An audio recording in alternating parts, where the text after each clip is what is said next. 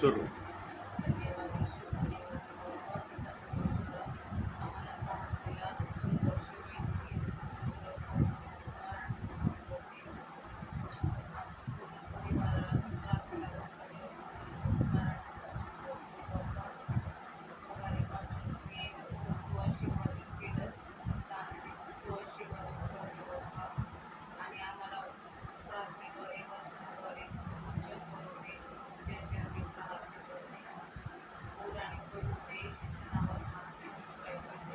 आमेन.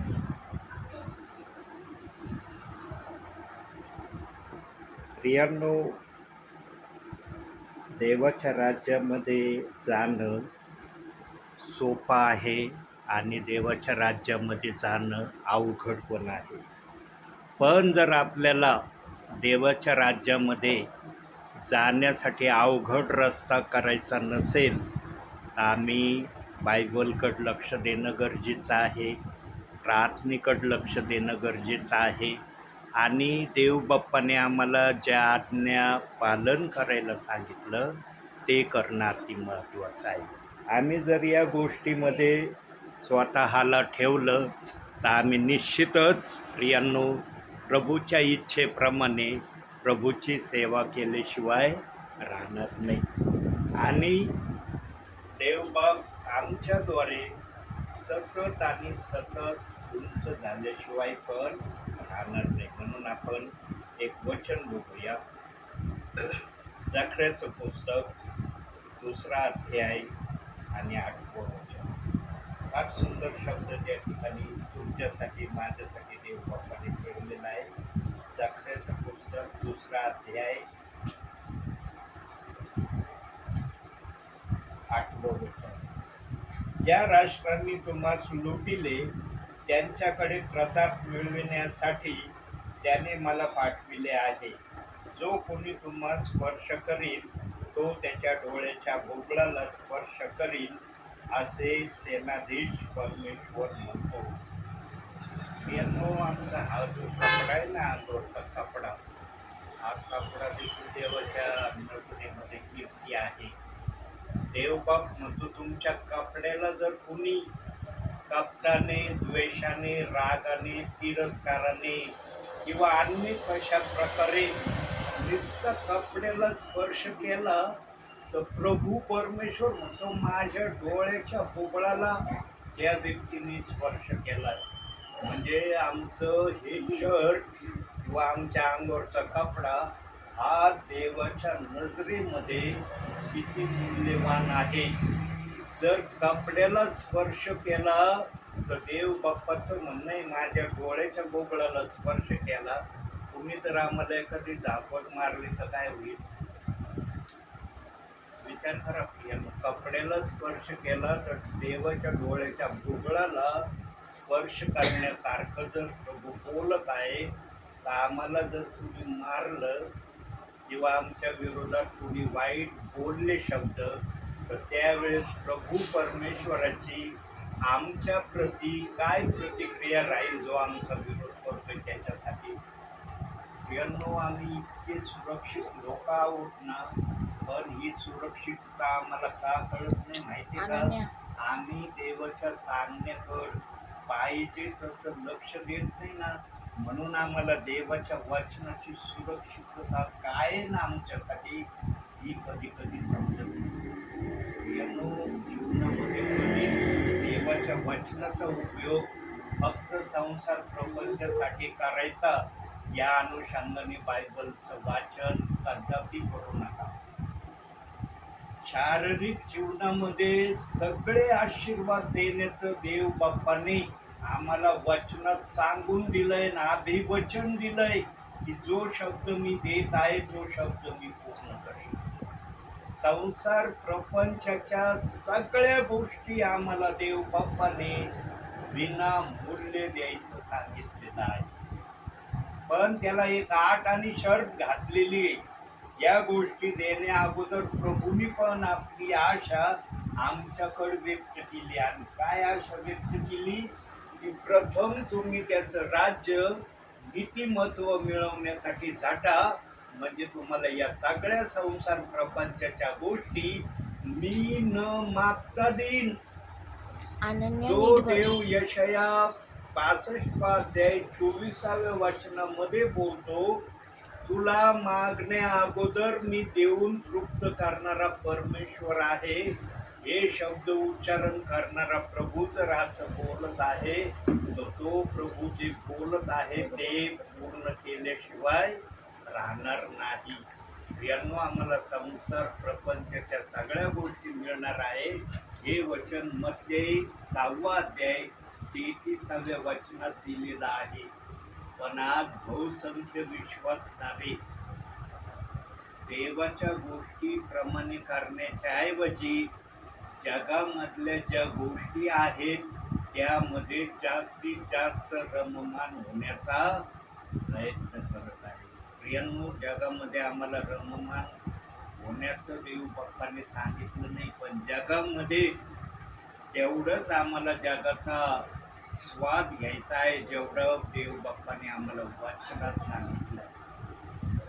जो कोणी देवाच्या सांगण्यापेक्षा अधिक प्रकारे जगावर प्रेम करतो ना, मग वचनात सांगितलं याकोबाचं पत्र 4 अध्याय 4 वचनात, जगाबरोबर मैत्री ही देवाबरोबर वैर आहे. तो ख्रिस्ती जीवनामध्ये वाटचाल करत असताना, जगत असताना कधी देवाने तुमचं विरोधक व्हावं या अपेक्षेने ख्रिस्ती जीवन जगू नका.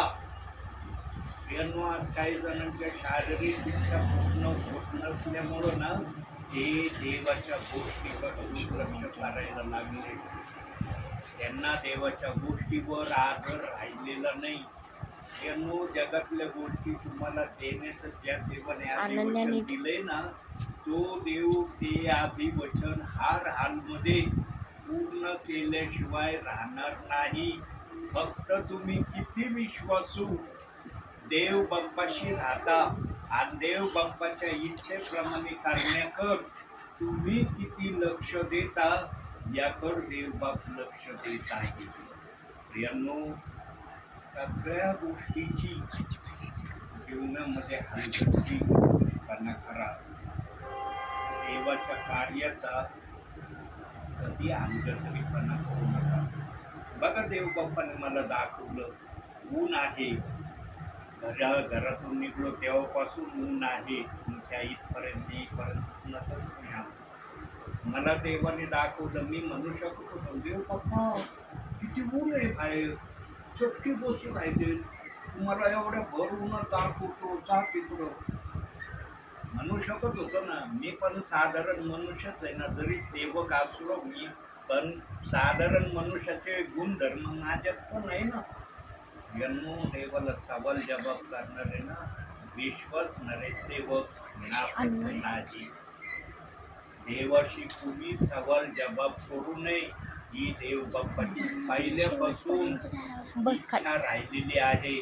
आणि मोशेच्या अगोदर पासून आचरण झालेल्या सर्व दासांसाठी पण देवाची हीच आशा आणि इच्छा होती की तुम्ही मला सवाल जबाब करू नका. आणि ज्यांनी सवाल जबाब केला ना, त्यांना देव बाप्पाने उत्तरही दिलं आणि उत्तराच्या द्वारे त्यांना सेवेसाठी प्रभूने तयारही केलं.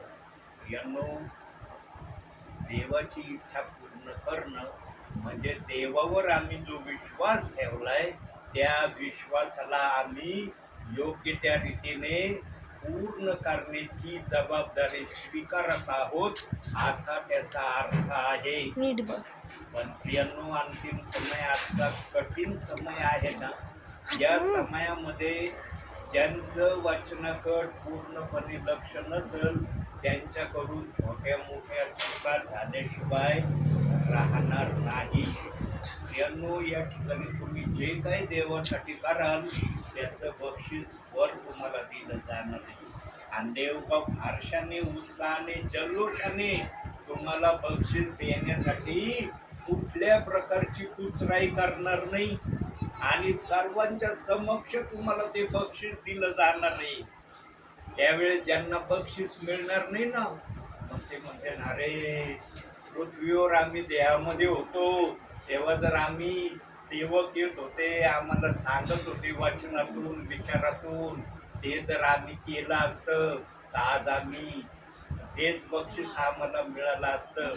ते बक्षीस इतरांना दिलं जात आहे. म्हणून प्रियांनो, इकडून जा, इकडून सेवक जा. म्हणजे अंतिम समयाचे निरोपे आहे. यानंतर तुम्हाला देवाचं वचन सांगायला कुणीच येणार नाही. सेवकांना देखील देवबाप आता स्टॉप करण्याच्या मार्गावर आहे. ध्यान देऊन ऐका ते काय सांगतय. मी असा सेवक आहे, मी कधी वेळ घालवायला कुठं जात नाही.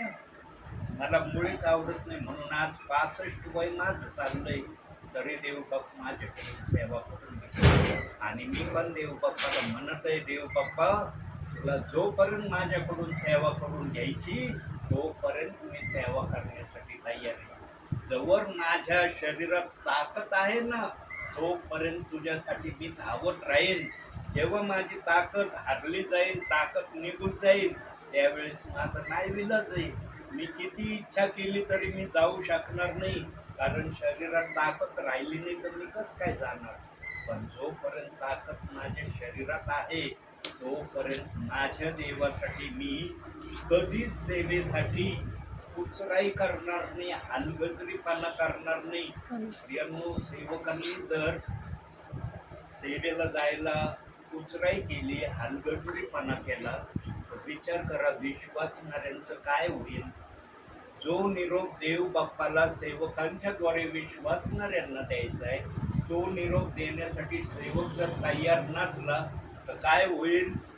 म्हणून प्रियांनो, देव बाप त्या सेवकांना सेवेसाठी कॉलिंग करतो आणि त्यांच्याशी बोलतो जे त्याचं ऐकण्याच्या तयारीमध्ये असतात.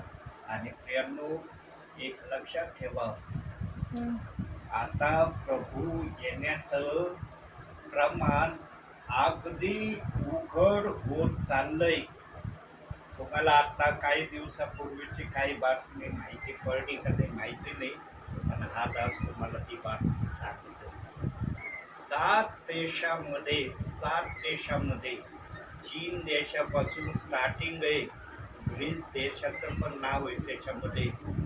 7 देशामध्ये आज आम्ही आकाश निळं पाहतो ना, निळं आकाश दिसलं ना ढग नसल्यावर, पण 7 देशामध्ये आकाश हे रक्तासारखं लाल झालंय.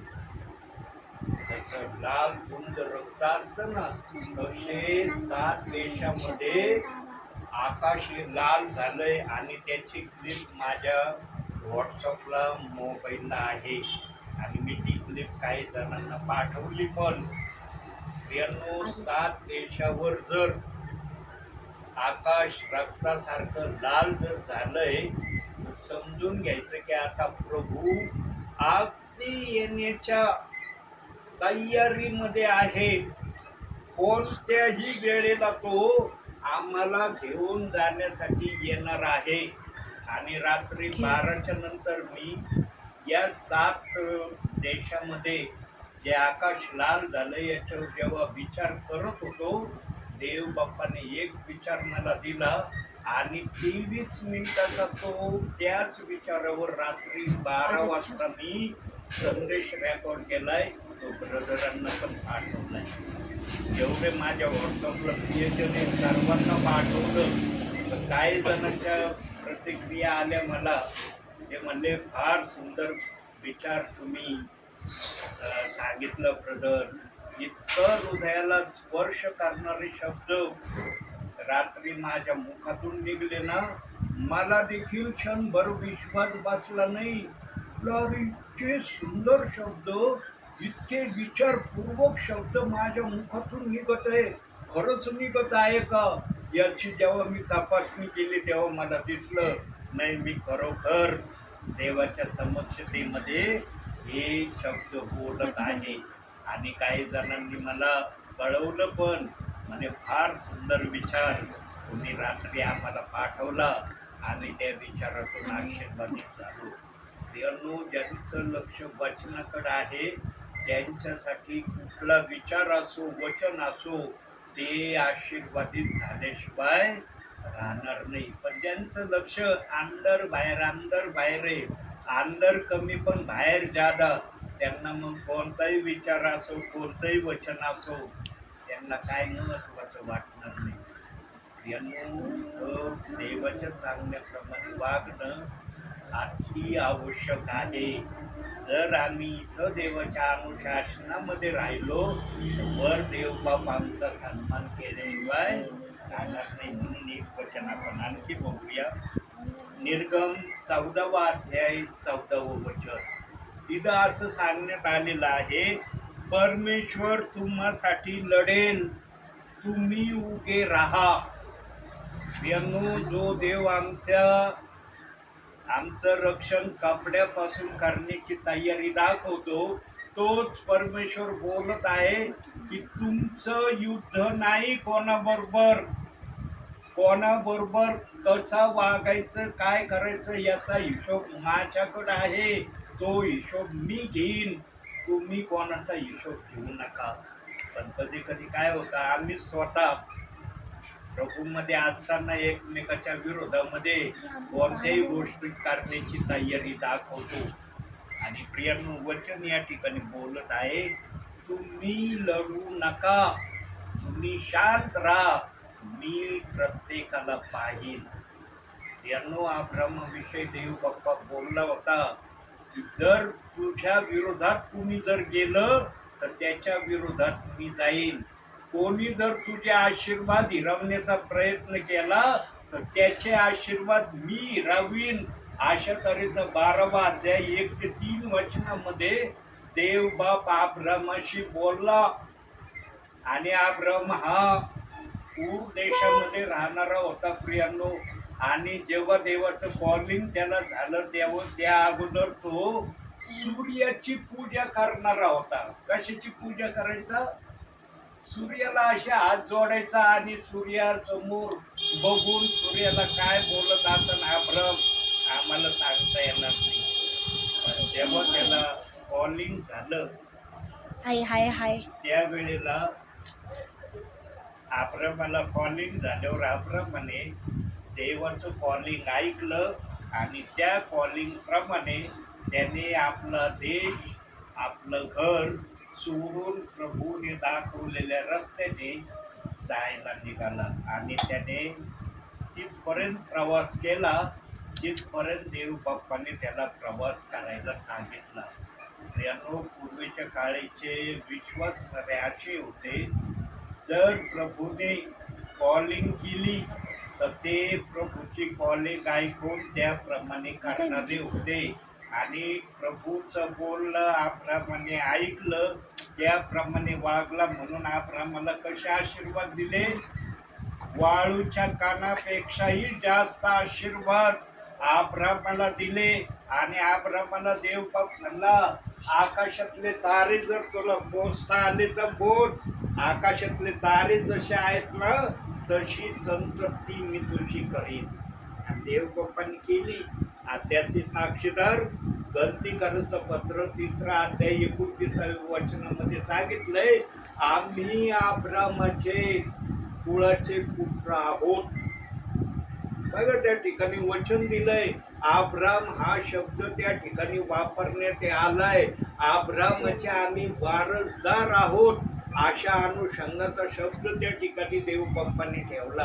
का ठेवला? कारण अब्रामाने आपल्या जीवनामध्ये देव बाप्पाच्या आत्मेच्या विरोधात अब्राम कधीच वागला नाही.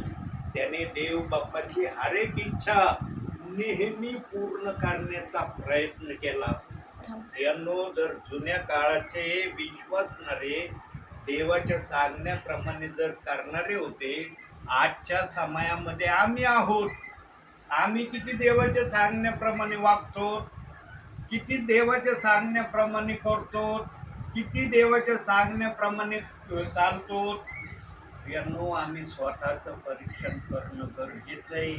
मी प्रभूमध्ये आहे, प्रभूचं मी किती ऐकतोय, किती प्रभूच्या गोष्टी मी करतोय, किती प्रभूच्या गोष्टी करण्यामध्ये मला आनंद होतोय. आम्ही स्वतःचं जर परीक्षण केलं नाही तर प्रभू केव्हा येणार आहे ही रोटी आहे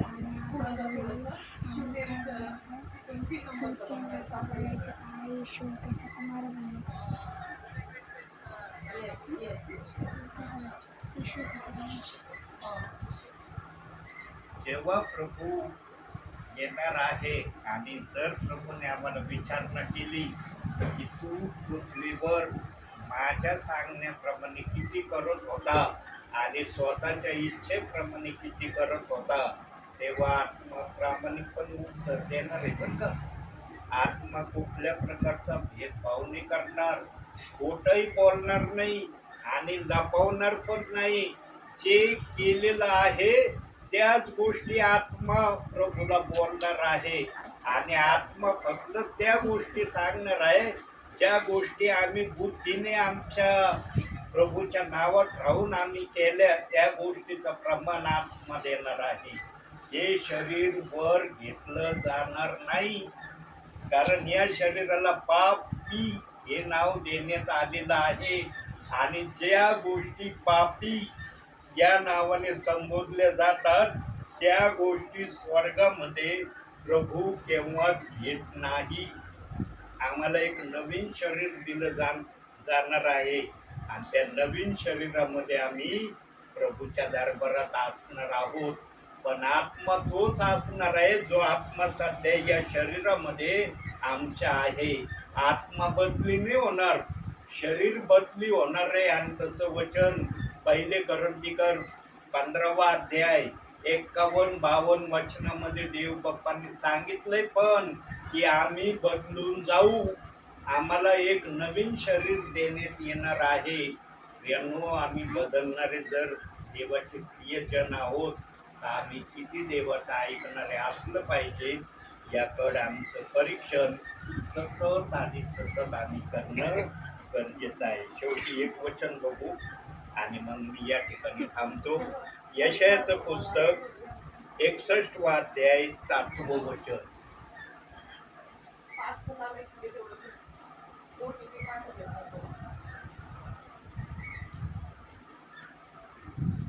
यशाया 61वा अध्याय 7वं वचन. तुमच्या प्रतिष्ठेचा मोबदला तुम्हाला दुप्पट मिळेल. प्रियांनो, ज्यांनी ज्यांनी देवासाठी या ठिकाणी त्रास, दुःख, हाल अपेष्टा, कष्ट, निंदा, छळ, ज्या ज्या गोष्टी आहेत ज्या आम्हाला न आवडणाऱ्या आहेत, ज्यांनी या गोष्टी सहन केल्या त्यांना इथं पण देवबाप दुप्पट आशीर्वाद देणार आहे. आणि वरचं ठिकाण तर आशीर्वादाचं ठिकाण आहे, तिथं तर सांगायची गरजच नाही, बोलायची गरज नाही की मला आशीर्वाद दे.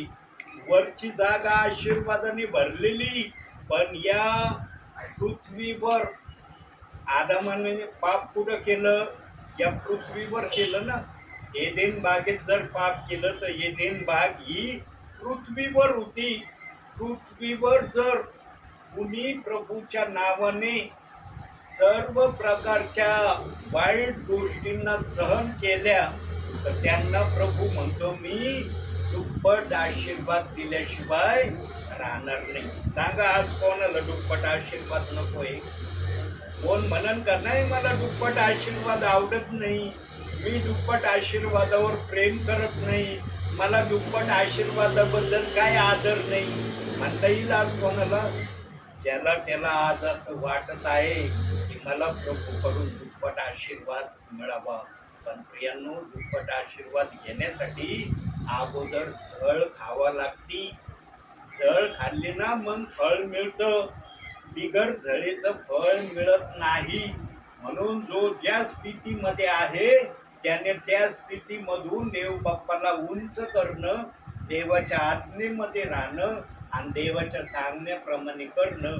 या गोष्टींनी जर एखादा विश्वासणारा, एखादा सेवक प्रभूमध्ये चालत राहिला तर त्याला आशीर्वाद मिळाल्याशिवाय राहणार नाही. म्हणून प्रियांनो, शेवटी एवढंच सांगतो आणि थांबतो. तुम्ही जे इथं बसलात का नाही? आहे ना साक्षीदार की आम्ही बसलो तिथं? म्हणता येईल का तुम्हाला? नाही ब्रदर, आम्ही कुठं बसलो? हे तुम्ही बोलत आहात की बसलं म्हणून. आम्ही बसलो नाही या ठिकाणी. यांनो तुमचं हे बसणं देवाच्या नजरेमध्ये अतिशय मौल्यवान आहे. यांनो याचा मोबदला तुम्हाला देवबाप दिल्याशिवाय राहणार नाही. कारण ज्यांनी देवासाठी काही केलं त्यांच्यासाठी देव पण काही करण्यासाठी सदैव तयार आहे. म्हणून आजच्या या छोट्याशा संदेशातून देवबाप तुम्हाला आणि मला भरपूर आणि भरपूर आशीर्वाद देऊ. आमेन. डोळे बंद करा.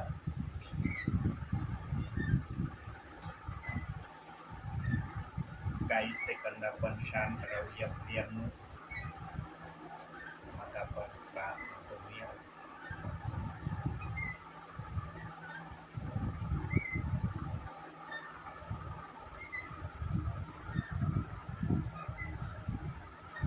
स्वर्गीय बापा, तुझ्या नावाला धन्यवाद देतो, तुझ्या नावाला उंचावतो. मान, महिमा, गौरव, सन्मान, स्तुती तुला देतो माझ्या बापा. तुझा जय जयकार करतो, तुला उंचावितो, तुला स्तवितो माझ्या बापा. तुला आभार प्रदर्शनाचा उपकार स्तुतीचा यत्न मी अर्पण करतो माझ्या बापा. माझ्या ओटाचं प्रथम फळ माझ्या बापा मी तुला देतो. स्वर्गीय बापा, आज या दुपारच्या समय स्वर्गीच्या बापा पाचरणे परिवाराची तू पुन्हा एकदा भेट घेतलेली आहे माझ्या बापा. या परिवारामध्ये स्वर्गीय बापा आज तुला ज्या पण प्रकारे वचनातून आणि विचारातून बोलण्याची इच्छा तुझी होती ती इच्छा तू आपल्या दासाच्या मुखातून प्रकट केलेली आहे. स्वर्गीय बापा प्रार्थना करतो पाचरणे परिवारासाठी. स्वर्गीय बापा या परिवारातले सर्व लहान थोर प्रियजन तुझ्या कृपेच्या हातात घे माझ्या बापा. प्रत्येकाला सहाय्य कर, प्रत्येकाच्या द्वारे तू उंचावला गौरविला जा अशी मी तुला विनंती करतो. आज आपल्या दासाला या ठिकाणी येऊन वचन सेवा आणि प्रार्थना दोही सेवा करण्याची संधी दिली यासाठी धन्यवाद. पुन्हा एकदा स्वर्गीय बापा पाचरणे परिवारासाठी मी तुझे आभार आणि नमस्कार मानतो. मान, सन्मान, गौरव सर्व माझ्या बापा मी तुला देतो.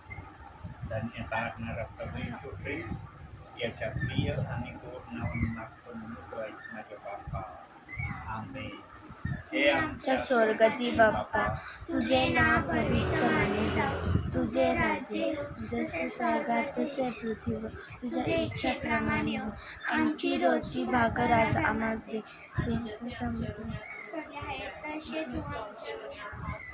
तुमचं परीक्षात आणू नकोस, तर आम्हाला वाईटापासून सोडव. कारण की राज्य, समृद्धी, आमेन.